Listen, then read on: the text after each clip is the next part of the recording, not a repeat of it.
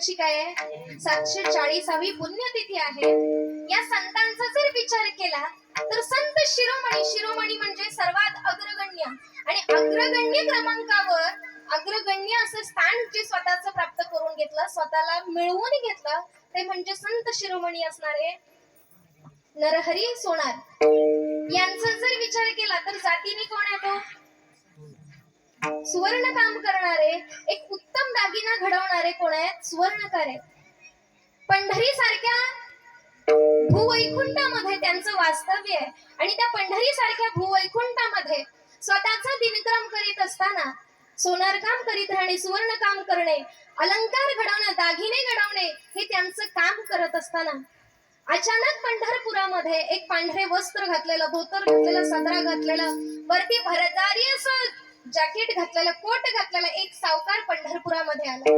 पंढरपुरामध्ये तो सावकार आल्यानंतर त्या सावकाराने भगवंताकडे गेल्यानंतर भगवंताच्या चरणावरती नमस्कार घातला, लोटांगण घातला आणि देवाला सांगितलं, देवा अनेक वर्ष झाली पण अनेक वर्षानंतरही संतानाचं सुख मिळालं नाही।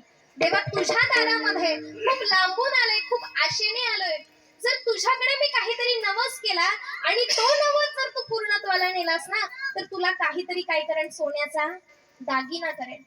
पण दागिना घडवण्यासाठी मला काय कर, पहिल्यांदा पुत्ररत्न होऊ दे, मला पुत्ररत्नाचा लाभ मिळू दे। भगवंताने तो नवस काय केला हो, जिंकून घेतला।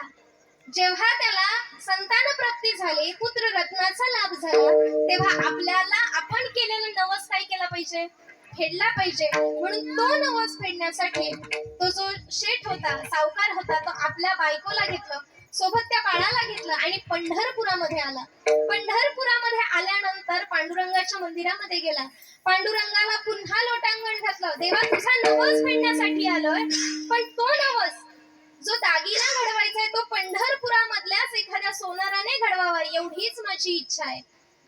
आणि तो माणूस इकडे तिकडे सोनाराचा शोध घेऊ लागला। त्यावेळेस अनेक लोक एकत्र आली। आता नवीन माणूस आपल्या गावामध्ये काहीतरी शोधतोय हे जसं त्यांच्या लक्षात आलं ना तसे अनेक माणसं तिथे जवळ आली आणि विचारलं, काही काका हवंय का, कोणाला शोधताय का, काही हरवलंय का? त्यावेळेस त्या माणसाने सांगितलं, मी पंढरपुरामध्ये नवस फेडण्यासाठी आलोय आणि मला नवस फेडायचं असेल तर मला काहीतरी सोन्याचा दागिना घडवायचा आहे, तो दागिना घडवण्यासाठी एखादा उत्तम कलाकार मला सांगा। मग त्यावेळेस सगळ्या लोकांनी सांगितलं, अमुक अमुक दिशेने गेलात ना की नरहरी सोनार नावाचा एक माणूस आहे, त्यांच्याकडे गेल्यानंतर तुम्हाला उत्तम प्रकारचा दागिना घडवून मिळेल। पंढरपुरामध्ये त्यांचं फार मोठं नाव आहे, तुम्ही त्यांच्याकडे जा, तुमच्या जसं म्हणत असेल ना तुम्हाला तसा दागिना मिळणार आहे। माणसाने ठरवलं की त्याच माणसाकडे जावं, त्याच सोनाराकडे जावं। भगवंताच्या दारातून थेट निघाले सावकार, आपल्या बाळाला घेऊन नरहरी सोनारांच्या घराचा शोध घेऊ लागले। अनेक लोकांनी सांगितलं की जिथं एकमेकांच्या घरामध्ये संभाषण चालू असेल, चांगला संवाद चालू असेल ना ते घर म्हणजे नरहरी सोनारांचे। ज्या घरामध्ये भगवान शंकरांची उपासना केली जात असेल ना ते घर नरहरी सोनारांचे।